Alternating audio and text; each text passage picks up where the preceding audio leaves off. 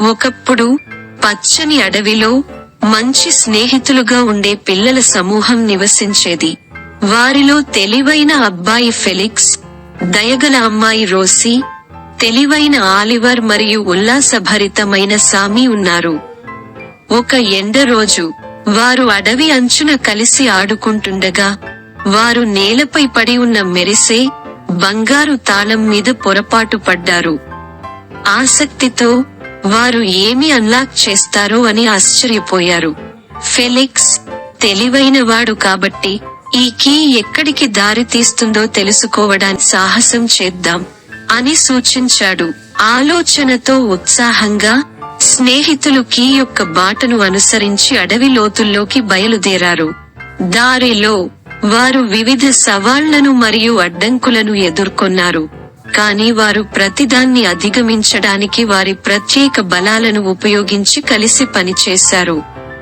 సుదీర్ఘ ప్రయాణం తరువాత వారు అడవిలో లోతుగా దాగి ఉన్న ఒక రహస్యమైన తలుపును చేరుకున్నారు. వణుకుతున్న ఉత్సాహంతో వారు బంగారు తాళాన్ని తాళంలోకి చొప్పించారు మరియు వారి ఆశ్చర్యానికి తలుపు తెరిచి లోపల నగలు మరియు రత్నాల నిధిని బహిర్గతం చేసింది.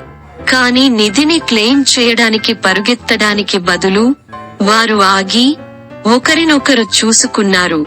వారి సాహసం యొక్క నిజమైన అర్థాన్ని గ్రహించారు. ఇది నిధి గురించి కాదు, వారు పంచుకున్న ప్రయాణం మరియు దారిలో ఏర్పడిన బంధాల గురించి.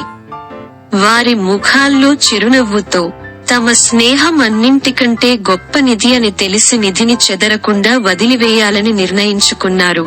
వారు చేయి కలిపి ఇంటికి తిరిగి వచ్చినప్పుడు వారు తమ స్నేహాన్ని ఎల్లప్పుడూ గౌరవిస్తారని మరియు మనకు ప్రియమైన వారి ప్రేమ మరియు మద్దతు నుండి నిజమైన సంపద లభిస్తుందని గుర్తుంచుకోవాలని ప్రతిజ్ఞ చేశారు.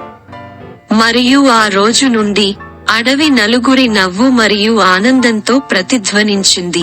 అత్యంత విలువైన పాఠాన్ని నేర్చుకున్న స్నేహితులు దయ, సాహసం మరియు స్నేహం యొక్క క్షణాలను ఒకరితో ఒకరు పంచుకోవడంలోనే నిజమైన ఆనందం ఉంది.